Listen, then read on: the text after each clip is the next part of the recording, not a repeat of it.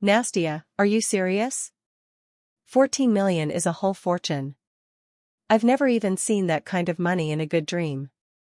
Her sister squealed loudly with excitement, which made Nastia smile involuntarily. Eva had always been emotional, but this time she was clearly overdoing it. Be quiet, the woman hissed, looking around the empty salon. I told you, no one knows anything yet, not about the sale of the business, not about the deal amount. Why doesn't anyone know? Petya went to a conference. Nastia straightened the wedding dress on the hanger. Tomorrow the last client would pick it up and that would be it. 5 years of her life, sleepless nights, stress, and that pride when you see the happy faces of brides, would end. Everything had been sold to some woman from Moscow who wanted to expand her own chain. He's at home. I just don't know how to tell him. I still haven't fully decided what I'll do next. I want to get into producing herbal teas, but I'm not sure. Or maybe I am? I don't know. In short, I need to think. You don't know how to tell him? Eva was clearly shocked by her sister's words. Nastiona, your husband and wife. These are your shared money, supposedly. Here Nastia couldn't find the right words. Shared money. The woman remembered how 2 years ago her salon had almost collapsed. Clients weren't paying, suppliers demanded advance payments, and the bank threatened to seize property. Back then Petya walked around the house darker than a storm cloud, constantly nervous and snapping at her. I understand that we are husband and wife, but I can't get rid of my doubts, Nastia admitted thoughtfully. Do you remember how strangely Petya reacted when I had problems in the business, especially in 2024? I remember very well. Eva's voice softened. He was terrified you would go bankrupt. But instead of supporting you, he only blamed you, selfish man. Yes. He kept saying I was managing things wrong. He shouted that I would ruin us. Then he apologized, but does that really change anything? And his mother, remember how she lectured me? Oh, Valentina Ivanovna, that's a whole separate story. Always hovering over her little boy. Oh Petya, what is she doing? You'll be left without a piece of bread. Nastia sank into the chair and closed her eyes. Strange. Back then she hadn't paid attention to her husband's behavior. Too many worries and problems. But now, in the silence of the empty salon, she suddenly remembered the fear in his eyes. Not for her, of course. He was worried about himself, about his calm, secure life. He had been born into a simple family, worked as a geography teacher, and then suddenly had a wife with a business and money. A worm of doubt stirred inside her, something that sometimes woke her up at night. What if Petya is only with her because of money? What if all these 5 years of marriage? You know what I would do in your place? Her sister said mysteriously. Well, I would run an experiment. I would say I went completely bankrupt, that the salon is closing, debts, creditors breathing down your neck. What are you talking about? That's stupid. No, it's right. Lie and see their reaction, how your husband behaves when real problems appear, what your mother-in-law says. And then decide whether you should honestly tell them about the sale of the business, especially the amount of the deal. No, I can't do that. That's too cruel. Nastia objected, but her voice sounded unconvincing even to herself. Cruel, Eva snorted. And isn't it cruel to snap at your wife when she's having trouble at the salon? You're just finding out the truth about your loved ones. Is that really a bad thing?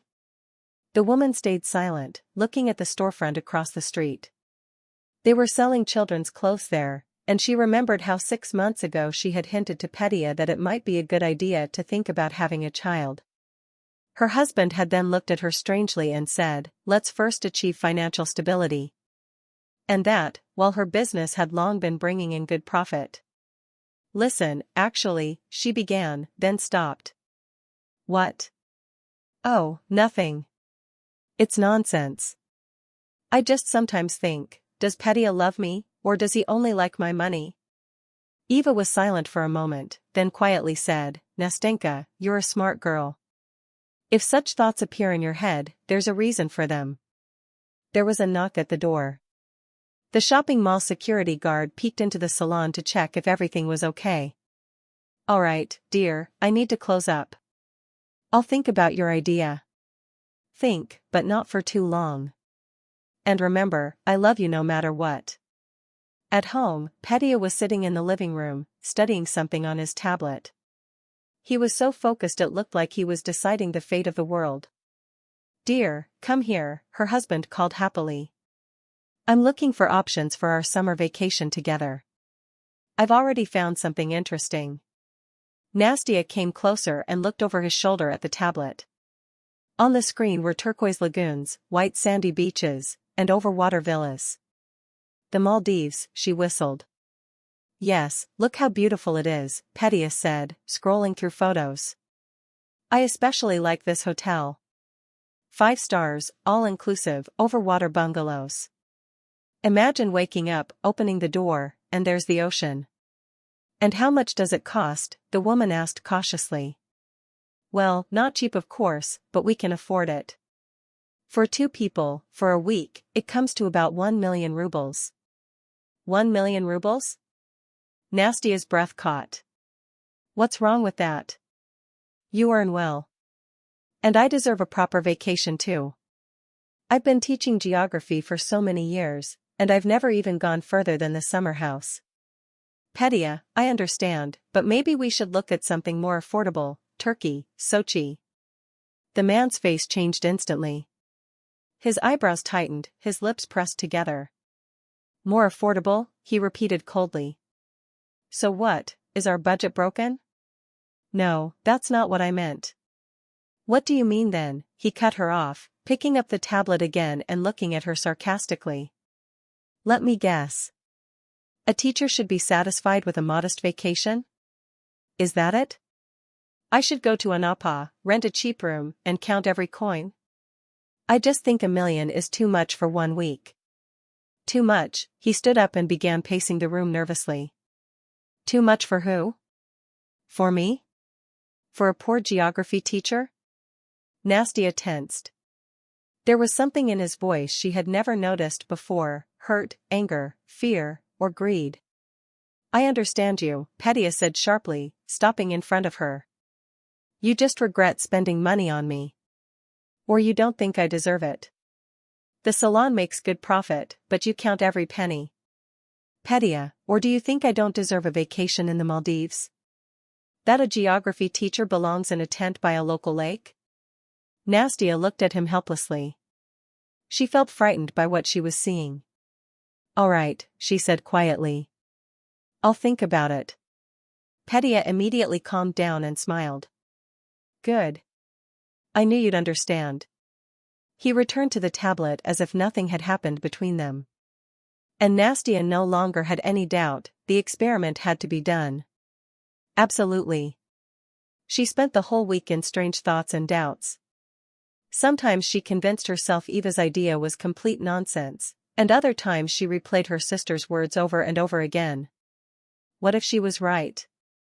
What if her husband and his parents needed to be tested, even if it meant lying? On Saturday morning, the phone rang.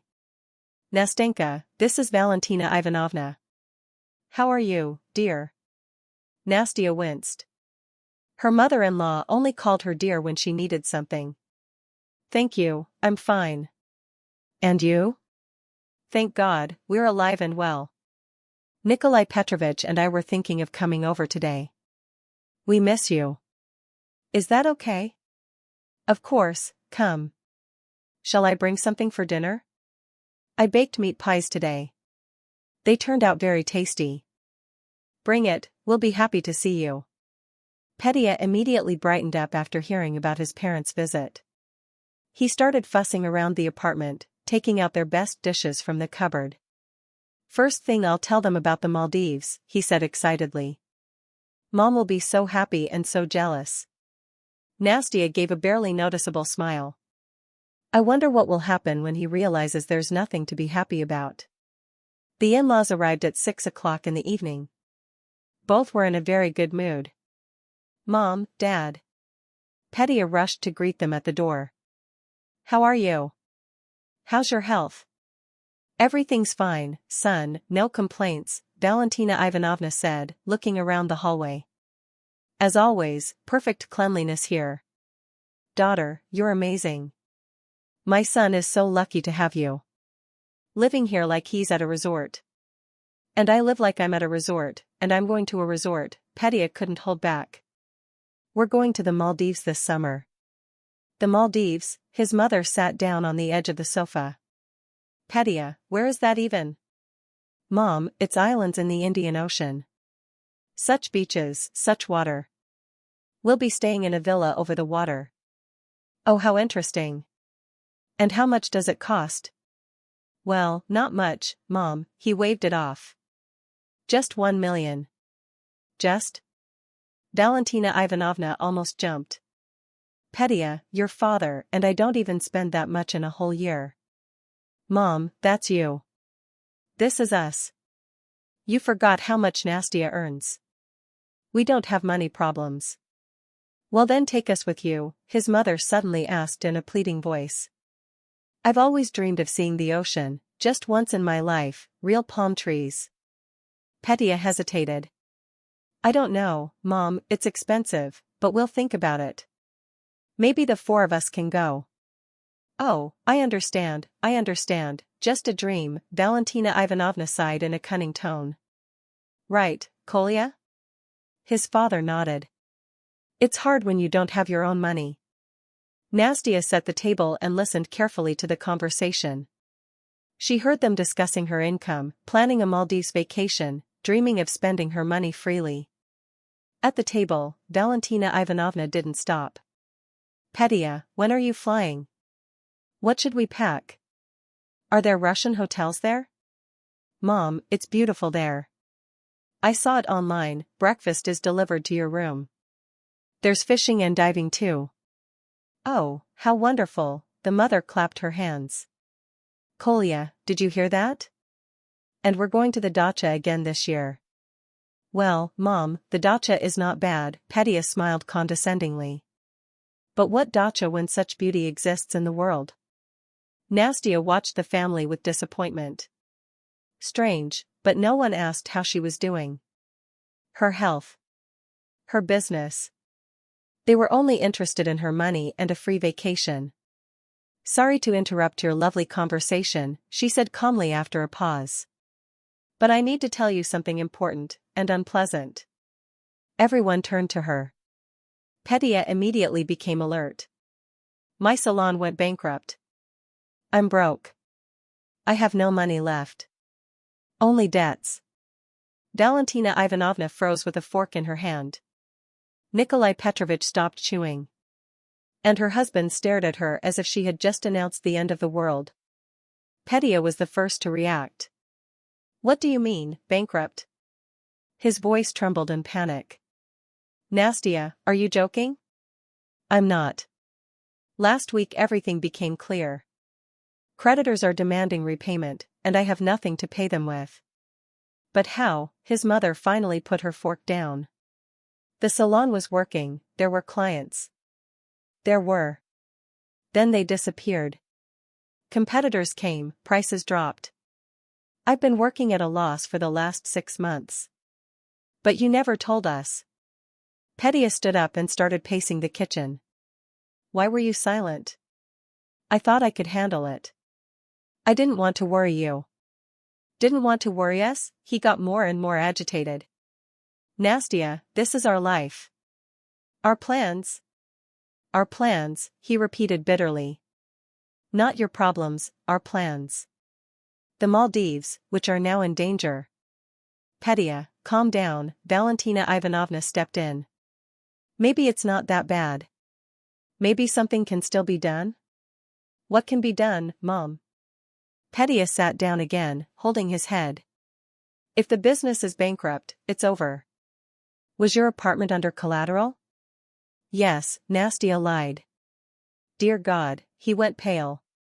So we could end up on the street? In principle, yes. Nikolai Petrovich finally spoke. And how big is the debt? About 5 million. 5 million? Valentina Ivanovna shrieked. Petya, this is a disaster. Mom, don't panic, Petya said, but his voice was shaking too. We need to figure this out. What is there to figure out? She looked at Nastya with open reproach. I told you. I told you not to get involved in business. Normal women either work or stay home and have children. Mom. I said it correctly. And you, Nastya, smart Nastya, she was supposed to handle everything. And here we are, she put the whole family at risk. Nastya smiled, remembering how just a year ago her mother-in-law had asked her to buy her a new fur coat. Well, Nastenka, you can easily afford it, and I feel ashamed going to the theater in an old one. Back then, the coat had cost 120,000. Valentina Ivanovna wore it afterward with the kind of pride as if she had earned it herself. Valentina Ivanovna. Nastya said quietly. I didn't go bankrupt on purpose. Not on purpose. You should have used your head. Petya warned you. I warned you. No, you wanted to play businesswoman. Mom, enough. Petya snapped. But Nastya understood, her husband wasn't defending her. He was just afraid his mother might say something even worse. And the Maldives? Valentina Ivanovna suddenly asked sadly. And the vacation? What Maldives, Mom? What vacation? Petya gave a nervous laugh. Now we need to think about how we're going to survive.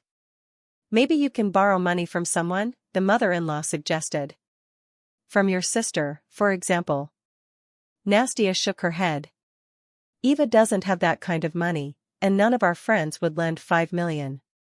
You're going to work for someone else? Petya asked in shock. I'll have to. We'll work ourselves to the bone to pay off the debts. There's no other way. And what do I have to do with this? Nastya suddenly said coldly. First, these are not my debts alone, and second, I already work. With your salary, dear, we won't survive. We'll need tutoring and extra jobs. Petya went silent, deflated. Nastya smiled slightly. So this is the real Petya, not the caring husband mask. He doesn't think about how hard it is for her. He only thinks about how he will live now. And we'll have to sell the car, he added quickly. And the dacha, Nastya replied. And the dacha, Valentina Ivanovna sniffled. Petya. I think you should move in with us for now, the mother-in-law said. Until things get better. Otherwise you might end up on the street. Not you all, just you. Nastya noted that too. There was no place for her in their rescue plans. I don't know, Mom, Petya rubbed his temples. I need to think. What is there to think about? You're my only son. They talked for a long time about the disaster, calculating options, making rescue plans. And not once, not even once, did anyone hug Nastya or say, it's okay, we'll handle it together. No one asked how she felt. Right now, her husband and his parents saw her only as a source of problems, a woman who destroyed their plans for a comfortable life. When the parents finally left, Petya sat down on the sofa and stared at the wall. Well, what a situation, he muttered.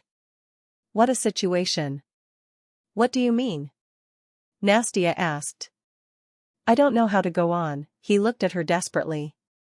We had plans. I even told my colleagues about the Maldives. And then Nastya finally understood, the experiment had worked even better than she had imagined. For the next 3 days, Petya wasn't himself. He went to work, came back, and sat silently in front of the TV. He didn't ask about anything, didn't discuss plans, just stared at the screen, as if hoping everything would resolve itself. On Wednesday evening, he finally spoke. Nastya, did you talk to a lawyer? Maybe there's a way to not pay these debts? What ways? Debts are debts. I don't know, he said nervously, rubbing his hands. Maybe transfer something to someone, or divorce, so nothing gets pinned on me? Nothing is getting pinned on you anyway. It was my business. My debts. And the apartment? What about the apartment? We could end up on the street. Petya avoided her eyes. And what are you afraid of? Nastya asked calmly. I'm not afraid, he snapped. Why should I pay for your mistakes? My mistakes? And whose mistakes were you warning me about? You were warned.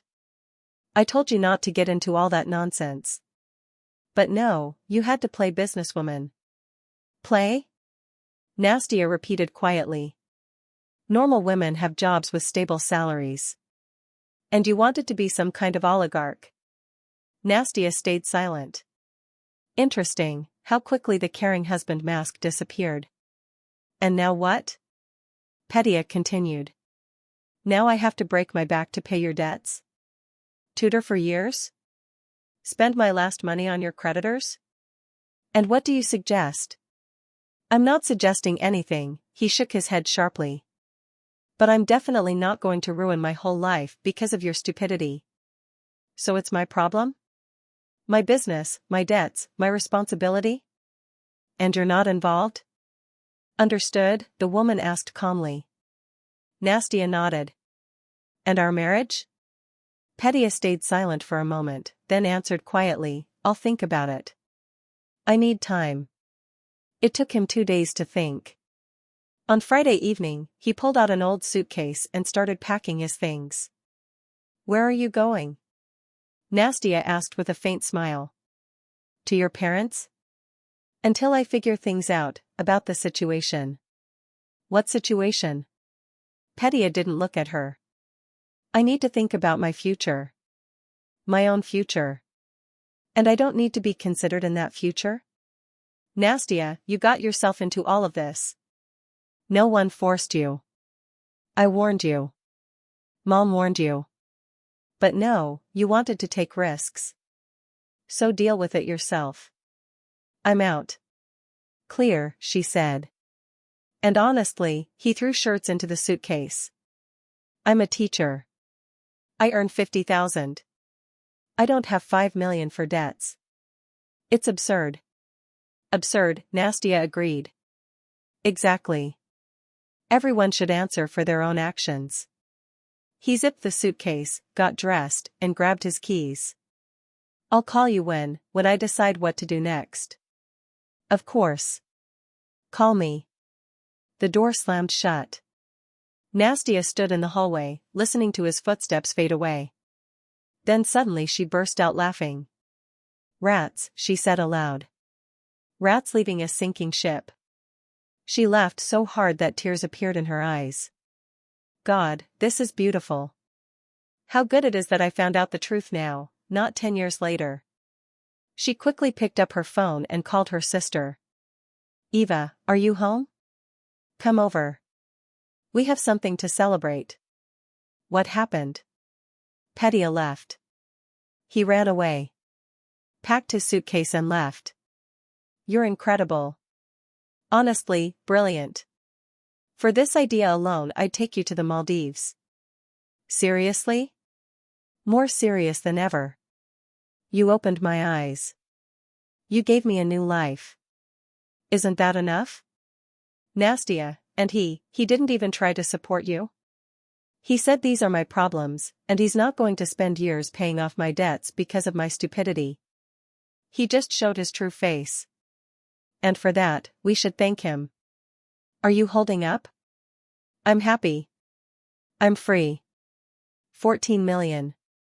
No debts, no parasitic husband, no overbearing mother-in-law.